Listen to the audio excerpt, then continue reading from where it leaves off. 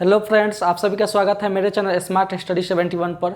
आज हम समझेंगे यही सेल का मेरा ये थर्ड क्लास यानी तीसरा क्लास है।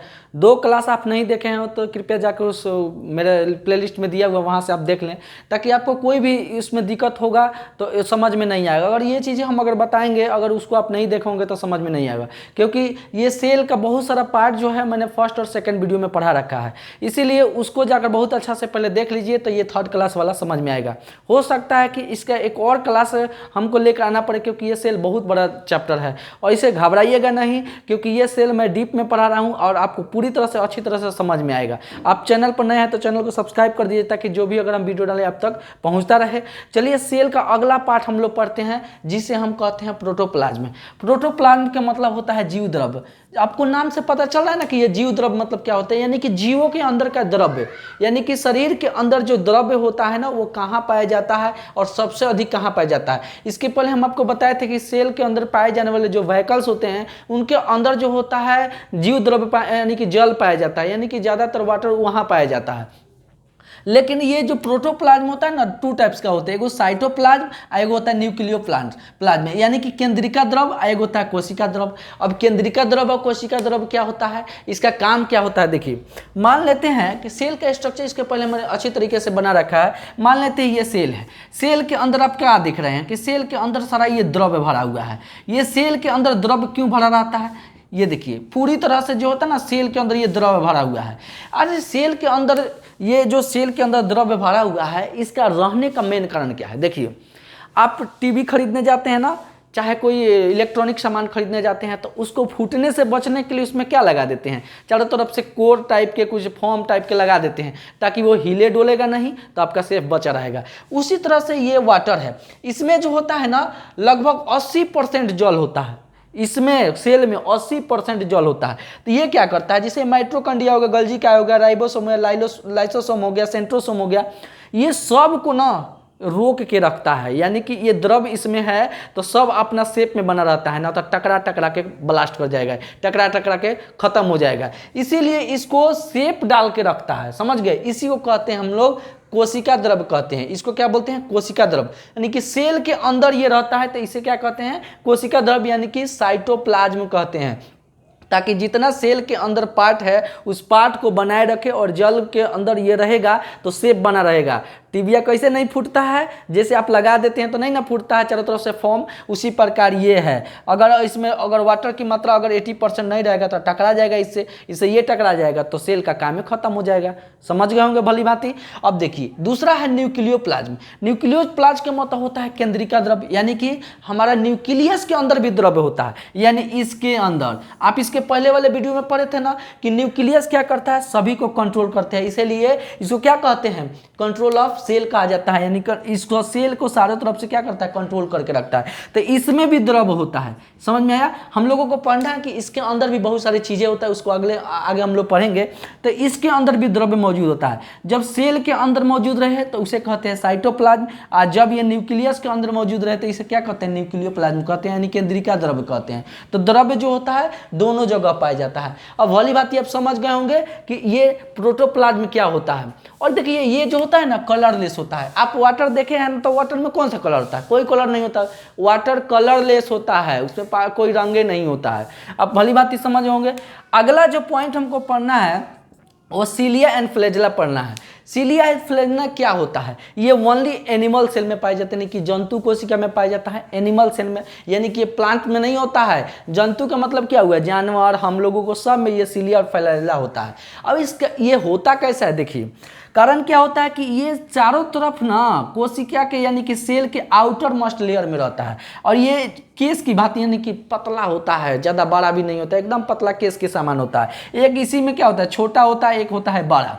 तो इसको छोटा होता है उसे हम कहते हैं सीलिया, और जो बड़ा होता है उसे कहते हैं फ्लैजेला।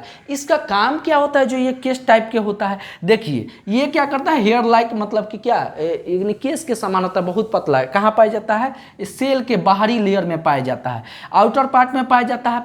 ये क्या करता है, मोशन का काम करता है, यानी कि सेल को बढ़ाना, सेल को हटाना, यानी कि इसको गति प्रदान करता है। अब जैसे कि क्या होता है, मेल रिप्रोडक्शन सिस्टम में क्या होता है, स्पर्म को बाहर और मतलब स्पर्म को अंदर भेजना, ये काम रहता है सिलिया और फ्लैजेला का, क्योंकि इसको मोशन देता है ना, मोशन देता है। तो मोशन देगा तो उसको गति प्रदान करेगा, जिसके चलते ये स्पर्म को अंदर जाने में मदद करता है। समझ गए होंगे। तो ये उसके बाद क्या होता है, मूवमेंट का काम होता है। मूवमेंट मतलब होता है गति, यानी कि गति प्रदान करता है, हिलते रहिए डोलते रहिए। समझ गए होंगे।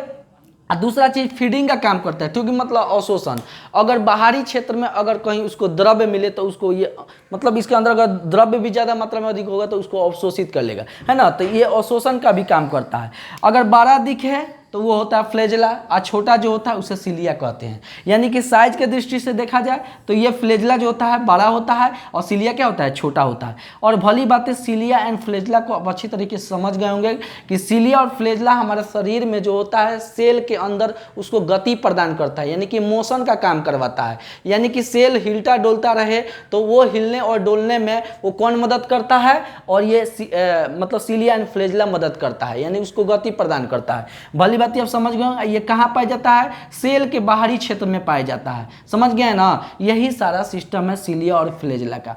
बहुत बढ़िया से आप समझ गए होंगे। अगला चीज है जो होना पढ़ना हम लोगों को प्लास्टिड।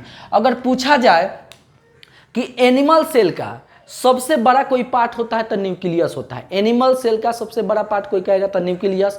और सबसे अगर मतलब एनिमल सेल का अगर कहेगा प्लांट सेल का सबसे बड़ा पार्ट कौन सा है, तो प्लांट सेल का सबसे बड़ा पार्ट कहेगा तो वो है प्लास्टिड। कौन है, प्लास्टिड। प्लांट सेल का सबसे बड़ा कोई है पार्ट तो प्लास्टिड है। अब देखिए ये कहाँ पाया जाता है, ओनली प्लांट में पाया जाता है। कहाँ पाया जाता है, ओनली प्लांट में।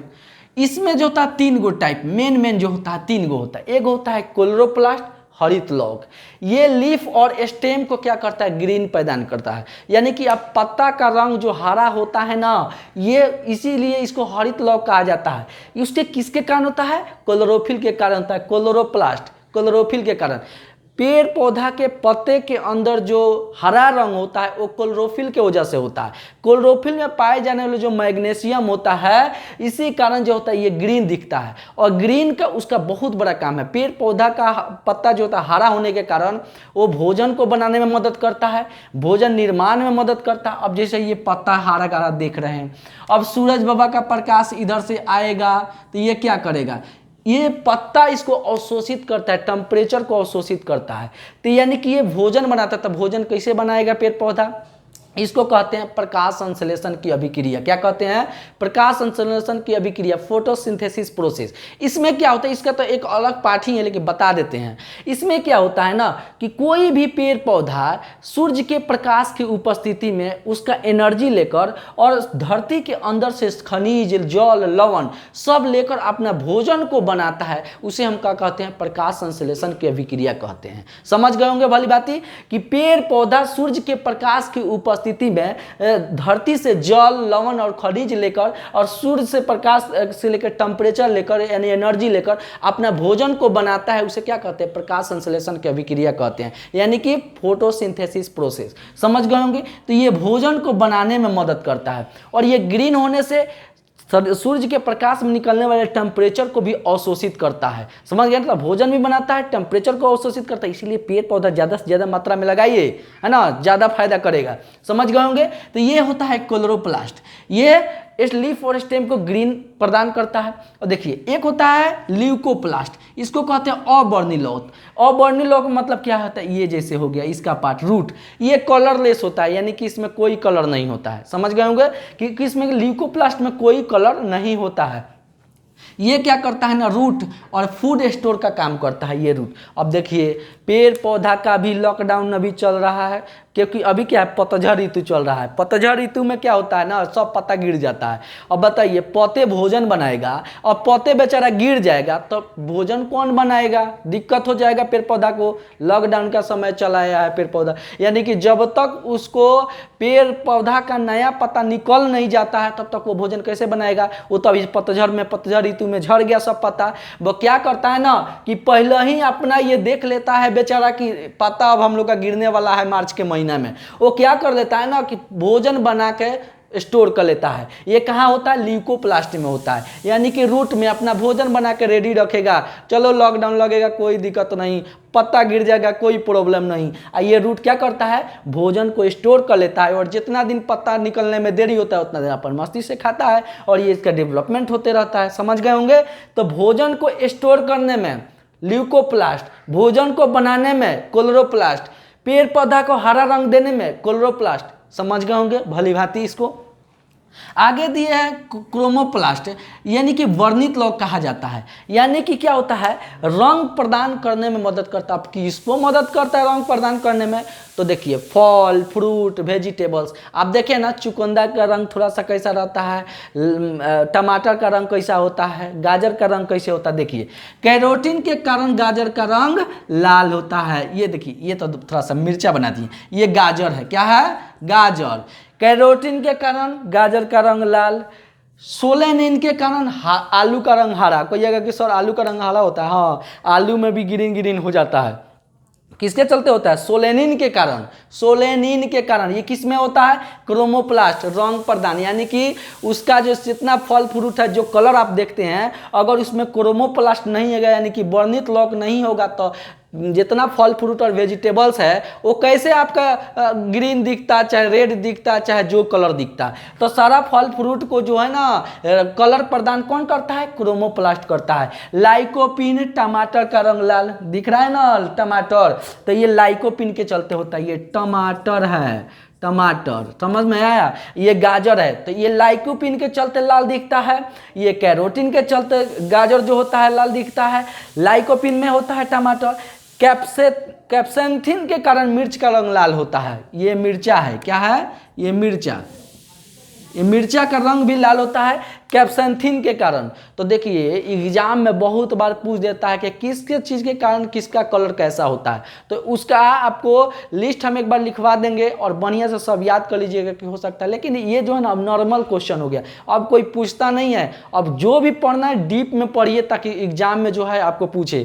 अब ऊपर नीचे थोड़ा सा पढ़ लीजिएगा तो अब एग्जाम में वैसा क्वेश्चन नहीं पूछ रहा है, अब बहुत अंदर से पूछ रहा है। इसीलिए कोई भी चैप्टर को डीप में पढ़िए, ज़्यादा समझ में घबराइए नहीं कि हम 4 गो या 5 गो पार्ट बना रहे हैं। सारे पार्ट को आप अच्छी तरीके से पढ़िए ताकि दिक्कत ना हो। डीप में बता रहे हैं, समझ में आएगा। तो ये क्या होता है? ये क्रोमोप्लास्ट होता है। क्रोमोप्लास्ट का काम क्या है? रंग प्रदान करना। तीनों एक बार समझ लेते हैं। प्लास्टिड जो होता है आपको प्लांट सेल का सबसे बड़ा पार्ट होता है। क्लोरोप्लास्ट इसको ग्रीन कलर देता है, यानी कि हरापन देता है, और ये भोजन बनाने में मदद करता है। और देखिए ल्यूकोप्लास्ट ये रूट के अंदर होता है, यानी कि ये कलरलेस होता है और ये भोजन को स्टोर करने में मदद करता है। क्रोमोप्लास्ट यानी कि फल फ्रूट और वेजिटेबल्स को रंग प्रदान में मदद करता है। और भाली भांति प्लास्टिड को आप समझ गए होंगे, उम्मीद करते हैं कि इसको आप समझ गए होंगे। अब आगे चीजें जो हम लोग देखेंगे वो चीज को देखेंगे। अगला क्रोमोजोम। क्रोमोजोम का मतलब होता है गुणसूत्र। इसका ना आपको रिप्रोडक्शन सिस्टम में तो जबरदस्त पढ़ना है, तो उसको तो जरूर पढ़ाएंगे, ठीक है। तो देखिए क्रोमोजोम क्या होता है। क्रोमोजोम सेल के अंदर पाए जाने वाला गुणसूत्र होता है। ये कहाँ प्रेजेंट रहता है? न्यूक्लियस के अंदर मौजूद रहता है। कहाँ मौजूद रहता है? न्यूक्लियस के अंदर। क्रोमोजोम कहाँ मौजूद होगा? केंद्रक के उपस्थित रहता है, केंद्रक में उपस्थित रहता है, न्यूक्लियस के अंदर उपस्थित रहता है। समझे ना? तो कहाँ केंद्रक है, यानी कि यहाँ न्यूक्लियस है, इसके अंदर ये क्रोमोजोम मौजूद होता है। अब देखिए जैसे सेल को फाड़िएगा, सेल तो बाप रे, यहाँ जो इतना छोटा होता है, एगो सुई के नोक पर यानी कि छोटा सा कोई चीज़ निकालिएगा तो दिखेगा, वो एगो थोड़ा सा नोक पर निकालिएगा तो 10 गो हो जाएगा। माइक्रोस्कोप से देखिएगा सेल को तो होता है, मतलब इतना छोटा होता है कि वो दिखेगा नहीं। सुई के नोक पर लीजिएगा तो 10-15 गो आ जाएगा। अब उस सेल को जैसे फाड़ के देखिएगा तो क्या दिखेगा? न्यूक्लियस दिखेगा। न्यूक्लियस को फाड़ के देखिएगा तो क्या दिखेगा? क्रोमोजोम दिखेगा। न्यूक्लियस के अंदर क्रोमोजोम पाया जाता है। और उसको जब इसको फाड़िएगा ना, इसको अगर फाड़ के देखिएगा तो इसमें डीएनए, आरएनए और जीन दोनों पाया जाता है। समझ गया ना? इसमें क्या पाया जाता है क्रोमोजोम में? देखिए सेल को फाड़ के देखिएगा न्यूक्लियस मिलेगा, न्यूक्लियस को फाड़ के देखिएगा क्रोमोजोम मिलेगा, क्रोमोजोम को फाड़ के देखिएगा डीएनए, आरएनए, जीन तीनों मिलेगा उसमें। समझ में आया ना? तो ये सारा मौजूद होता है सेल के अंदर। अब देखिए ये जीन क्या होता है? देखिए शरीर में जो पाए जाने वाला जो जीन होता है ना वो 46 जोड़ा होता है। क्रोमोसोम कितना होता है? जोड़ा नहीं, मतलब 23 जोड़ा होता है, 46 होता है। और जितना शरीर में जो पार्ट होता है ना, अधिकांश हम लोगों का देख लीजिए सब जोड़े में है। 23 जोड़ा बना गया है इसको, का है क्योंकि मेल में भी होता है और फीमेल में भी होता है। अब देखिए ह्यूमंस में 46 गो, मेल में इसमें 44 अदू 46, 44 अदू बताते हैं क्या होता है, और फीमेल में भी 44 होता है, यानी कि 44 एक्स और 2 वाई। इसमें क्या होगा? फीमेल में 44 एक्स और 2 गो होता है वाई, मतलब फीमेल में भी एक्स होता है, यानी कि मेल में एक्स वाई होता है, फीमेल में क्या होता है? एक्स एक्स होता है। ये रिप्रोडक्शन सिस्टम में अच्छी तरीके से पढ़ना है। तो देखिए 44 तो दोनों में है, यानी कि एक्स एक्स दोनों में है, यानी कि दो गो मतलब ये वाला वाई है और ये 2 गो वाला एक्स है। तो फीमेल में दोनों एक्स एक्स होता है, लेकिन मेल में दोनों एक्स वाई होता है। समझ गए?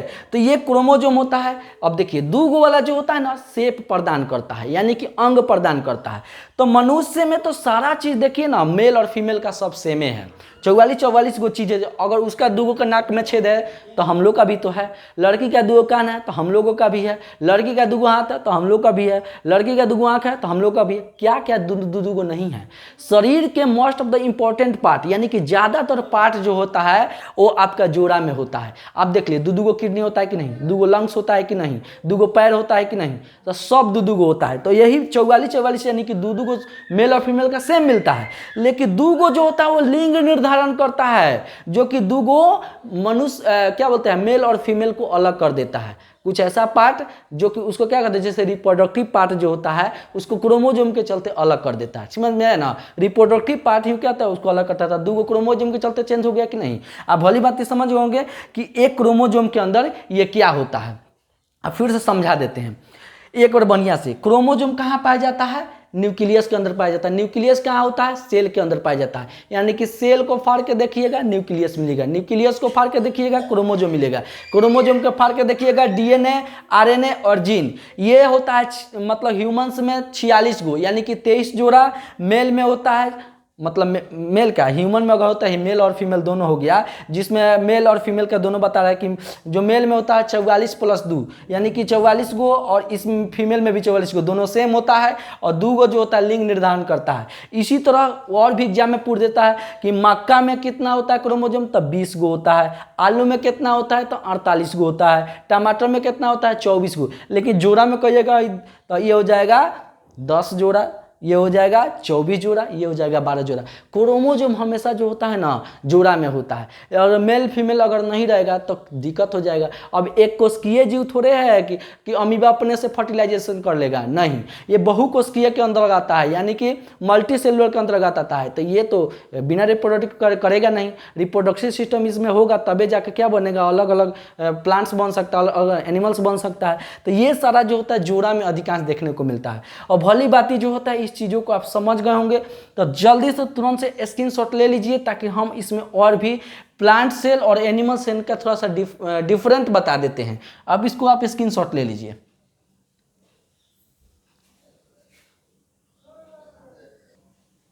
भली बात आप समझ गए होंगे।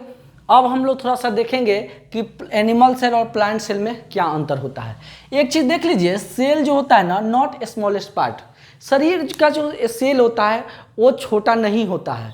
क्योंकि क्या है, कारण क्या है कि इसको स्मॉल यूनिट बोला जाता है। कि ऐसा क्या कारण होता है कि सेल को होता है यूनिट बोला जाता है, और इसका स्मॉलेस्ट पार्ट नहीं हो सकता। देखिए पार्ट का मतलब होता है ऐसा चीज जो सारे काम कर सके। अब देखिए इसको यूनिट इसलिए बोला गया कि इस सेल के अंदर बहुत बड़ा काम होता है। यह सबसे ज्यादा कोई शरीर में काम करता है ना, तो सेल करता है। अब देखिए एक सेल के अंदर माइटोकॉन्ड्रिया, गोल्गी काय, राइबोसोम, वेहिकल्स, लाइसोसोम, इतना सारा पार्ट होता है ना कि शरीर में एनर्जी की जरूरत, एनर्जी लाने की जरूरत, यानी कि क्या होता है सेल डिवीजन का काम, ये सारा अलग अलग लोग का अलग अलग काम होता है। माइटोकॉन्ड्रिया को दिया जाए तो करेगा, सब काम इससे नहीं होगा, सिर्फ ये एनर्जी पैदा कर सकेगा। यानी कि गोल्गी का को दिया जाए तो करेगा, इसका काम है सिर्फ परिवहन का काम। और सेंट्रोसोम का कहा दीजिएगा तो सेल डिवीजन का काम है।